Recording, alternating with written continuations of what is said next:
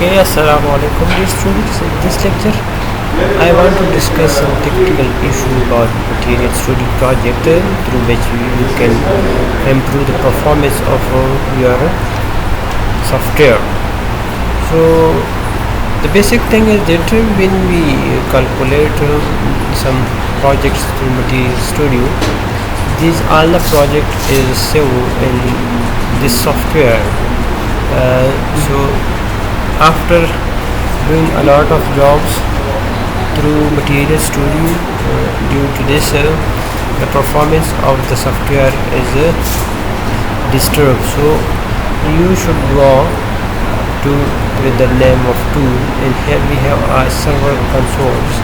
When you click on this, we get this type of interface in which we have servers gateway, all the server gateway which is used for our previous calculations. These are the servers which I used for my previous calculations, and here I have a folder with jobs.